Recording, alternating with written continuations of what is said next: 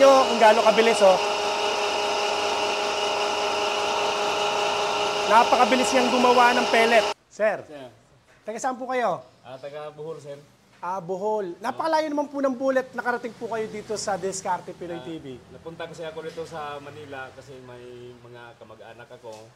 Nagbisita sa kanila. Tapos nakita ko sa FB, may pelletizer na magandang parang patuka ng mga manok ko. Ibig sabihin, marami po kayong mga alagang mga hayop. Hindi naman masyado nga marami, pero meron akong manok, meron akong baboy, kambing, ganyan lang. Kaya naisip ko na baka makatipid naman ako sa patuka kasi may konti rin kaming yung maisan yan. Okay. Alam niyo sir, kagandahan po nung ating pong pelletizer machine. Di ba po yung pinaka mais, tatanggalin lang po natin sa busal. Hindi nyo na po siya kinakailangang ipagiling para ihalo sa ating pelletizer. Sa lakas po ng machine natin, iuhulog nyo na lang po yung pinakabutil, hindi na po siya gigilingin, kasama po ng ilalagay po nating darak, kayang-kaya po niyang idurugin po yon kasama ng ibang mga materyales po natin. Halimbawa sir, yung mga isda nga, yung mga daing isda na maliit, pwede rin ihalo dyan sa... yung mga isda, mga maliit. Maliliit na isda. Ano po ba, idadried po natin? Idadried, Pwede po yan. Pwede, basta maliliit lang po. Oo, maliit. Pwede po. Ngayon ko lang nadinig yan, na pwede pala yung mga maliliit na isda, idadried po natin, isasama siya para gawing pelletizer. Pellet, sorry. Okay. Saka naisip ko rin na magtanim ng sorghum. Baka pwede naman ihalo siguro. Pwede po, yung mga napier, pwede. Alam niyo po yung napier grass. Oo, napier. Pwede po yun. Pwede.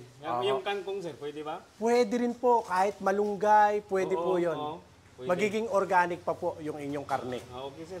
So sinadya niyo po rin talaga ang Diskarte Pinoy TV. Oo, sinadya kita kasi kilala ko nga hindi katulad sa iba ba, baka maloko, ma-scam ako. Opo, napakarami po kasi ngayong mga scammer, samantalang, yan nga, kagaya po ninyo, ang nagugustuhan nila sa atin, ito yung tindahan natin.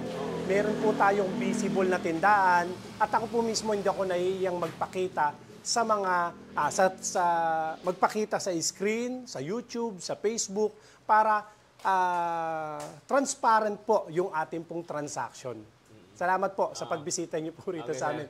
Ngayon po, testingin po natin yung inyong unit. Bukod po sa pelletizer machine, ano po yung unit na nakuha niyo? Ito rin ang isa gusto ko bilhin, pero saka na siguro kung meron na akong budget. Ayan, shredder machine. Oo. Alam niyo yung kaibahan po ng shredder machine natin, marami po kasing nagtitinda po ng shredder sa market.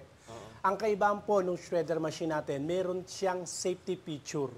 Ito yung wala sa iba ito. Hindi po nila nilalagyan itong malaking gear na yan.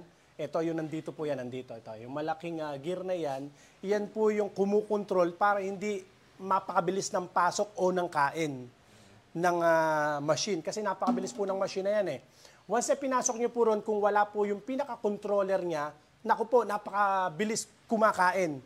Ito po, hindi. Pag pinasok nyo po dyan, hindi nyo na kinakailangang isalaksak yung napier o kaya tubo o kaya malunggay, sanga ng malunggay, automatic, papasok na po siya doon dahil meron po siyang controller. Yan ang kaibahan po ng ating shredder machine. Okay, sir, tetestingin po natin itong pelletizer po ninyo. Ano yung nilagay, sir? Asiti? Ano po siya? Oil. Sa ngayon po, hindi naman masyadong matagal na tetestingin natin. Ang recommended po natin, gear oil po, gear oil. Gear oil? Opo, gear oil. Tapos ito, maigsi lang po talaga wire niya kasi hindi naman po siya disaksak. Talagang lalagyan niyo po siya ng breaker. Ang laki po kasi ng makina natin. 4 horsepower po siya. Lakas po. Tapos po, copper wire po. Ang kaibahan po namin, copper wire po siya. Tapos yung ating roller, 3 po. Eri po, 3 yung roller po natin. Yan ang hinahanap ng marami. Madalas po kasi 2 lang yung roller Pero sa amin, para mabilis po ang paggawa ng pellet, tinatlo po natin, 3. Tapos copper wire, ito po, 4 horsepower, 100% copper wire. Try po natin tong in-order ni sir. Lagyan po natin ng konting malunggay. Try po natin. Start natin.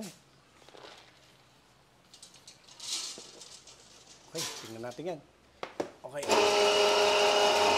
Tingnan nyo kung gaano kabilis, oh.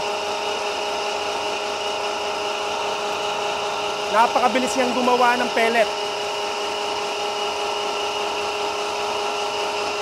Okay. Tingnan nyo, oh. Ilang segundo lang yon, nakagawa na tayo ng pellet.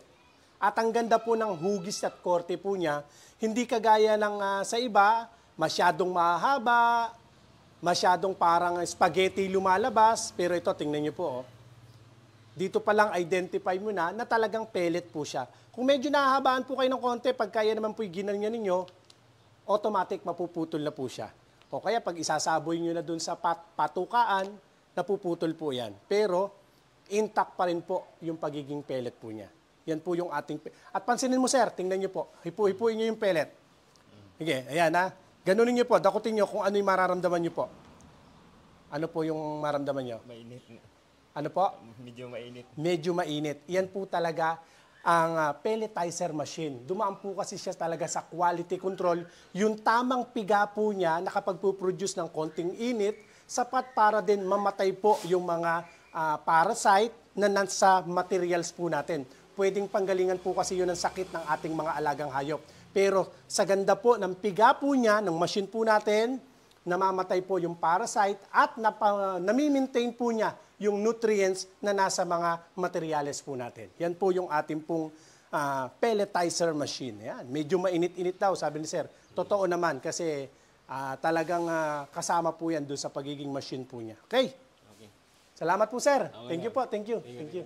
Sa lahat po ng mga interesado, pwede po kayong mag-follow sa ating pong Facebook page o kaya ay mag-comment sa ating pong YouTube channel. Sa atin po, ang presyo lang po niya na 32,000 lang po. Meron na po kayong pelletizer machine na heavy duty at quality, 4 horsepower at copper wire na po siya. Kaya sinasabi ko po sa inyo yung presyo para magkaroon po kayo ng karapatang mag-canvas, magkaroon kayo ng idea sa talagang presyuhan po yan. At tinitiyak po namin kaya po mula po sa Bohol, nakarating pa po si Sir dito sa atin po sa Bustos, Bulacan. Ingatan nawa po kayong palagi ng Panginoon. God bless po.